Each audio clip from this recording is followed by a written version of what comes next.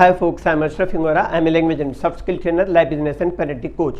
English breakfast with Ashraf में आज हम पार्ट 2 एक्सरसाइजेस करेंगे एक्टिव पैसिव की। एग्जांपल देखिए, प्रेजेंट कंटिन्यूअस टेंस के कुछ एग्जांपल दिखेगा। एक्टिव का एग्जांपल देखिए, made is moving the floor, नौकरानी फर्श में पोछा लगा रही है। तो पैसिव होगा the floor is being moved by the maid, नौकरानी द्वारा फर्श में पोछा लगाया जा रहा है। एक्टिव दिखेगा we are having a birthday party, इसका मतलब हम जन्मदिन पार्टी मना रहे हैं। तो इसका पैसिव होगा a birthday party is being had, जन्मदिन पार्टी मनाई जा रही है। आगे देखिएगा ही इज डूइंग नथिंग, वह कुछ नहीं कर रहा है। तो पैसिव होगा nothing is being done by him. आगे somebody is poisoning her ears, कान भरना जिसको बोलते हैं, कोई उसका कान भर रहा है। तो पैसिव होगा his ears are being poisoned, उसका कान भरा जा रहा है। आगे देखिएगा what are you doing here, question है what are you doing here, तुम यहाँ क्या कर रहे हो। तो पैसिव होगा what is being done here, यहाँ क्या किया जा रहा है। एक्टिव देखिएगा why is he beating this child, वह इस बच्चे को क्यों पीट रहा है। तो पैसिव होगा why is this child being beaten, इस बच्चे को क्यों पीटा जा रहा है।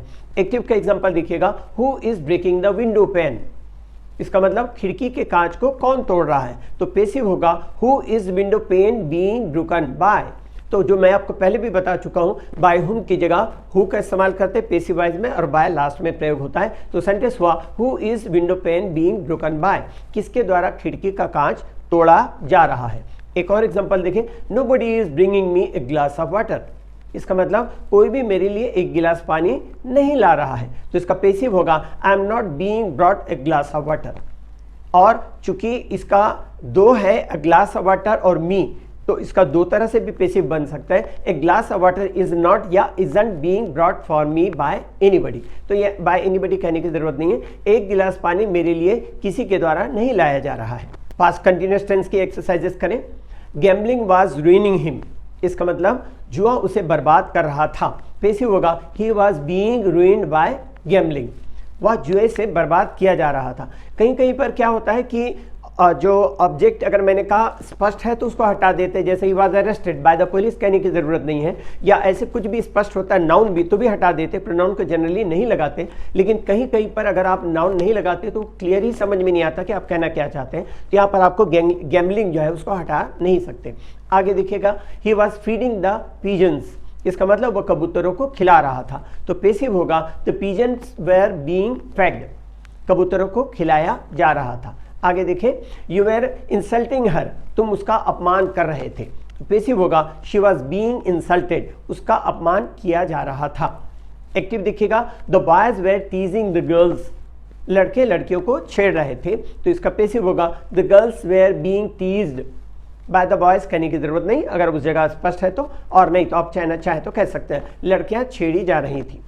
एक्टिव का एग्जांपल देखिएगा were the birds building nest, interrogative है ये, were the birds building nest, क्या चिड़िया घोंसला बना रही थी।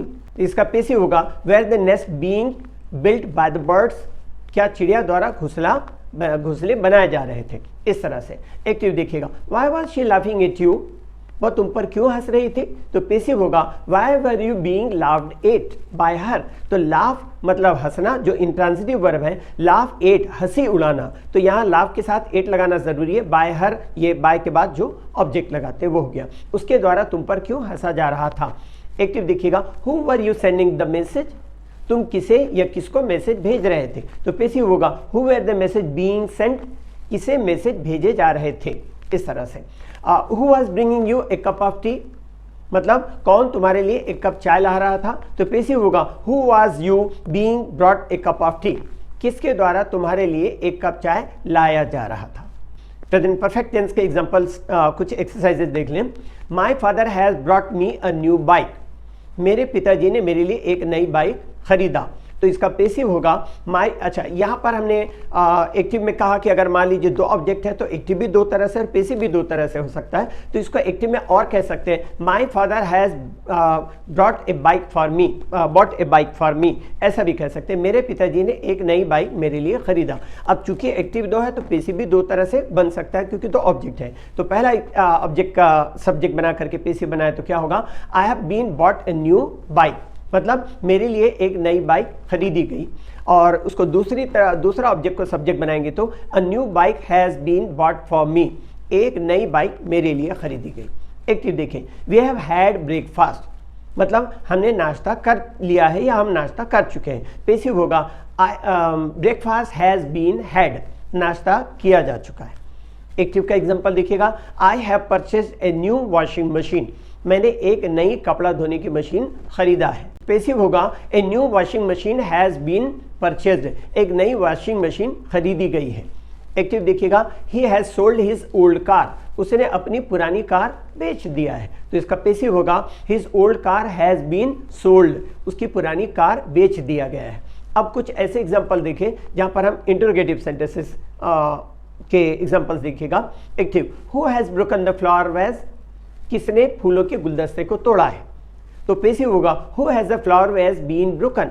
इसको हम बोलेंगे, जो मैंने पहले कहा था आपको कि हु का यूज करते हैं बाय प्रीपोजिशन लास्ट में लगाते हैं, तो इसको दो तरह से कहेंगे, फिर से मैं रिपीट करता हूं। एक तो स्पोकन लैंग्वेज जो बोलते हैं, लैंग्वेज में जो कहा जाता है वो देख लीजिएगा, who has the flower vase been broken by, एक तो इस तरह से कहेंगे, या रिटन इंग्लिश में जो जनरली कहते हैं तो बाय हुम का इस्तेमाल करते हैं, तो फॉर्मेशन होगा by whom has the flower vase been broken. इस तरह किसके द्वारा फूलों का गुलदस्ता तोड़ा गया।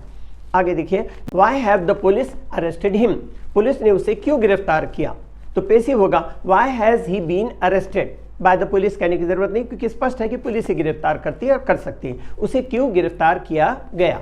एक्टिव का और इंट्रोगेटिव के कुछ एक एग्जांपल देखिएगा, हैव यू डन दिस सम, क्या तुमने इस सवाल को हल किया, तो इसका पैसिव होगा has this sum been done, चाहे तो बाय यू कहे या ना कहे। आगे देखें, and last one, who has stolen your mobile, इसका मतलब किसने तुम्हारा मोबाइल चुराया है, तो पैसिव होगा who has your mobile been stolen by. और जैसे मैंने पहले भी कहा था कि बाय हुम की जगह हु का इस्तेमाल करते हैं पैसिव वाइज में, किसके द्वारा तुम्हारा मोबाइल चुराया गया। इंग्लिश के लिए आप मेरे channel English breakfast with Ashraf and सब स्किल के लिए Ashraf the mover and shaker को लाइक शेयर एंड सब्सक्राइब करें, कमेंट सेक्शन में कमेंट करें, बेल आइकॉन प्रेस करें और मेरी बुक जरूर पढ़ें। Thanks for watching.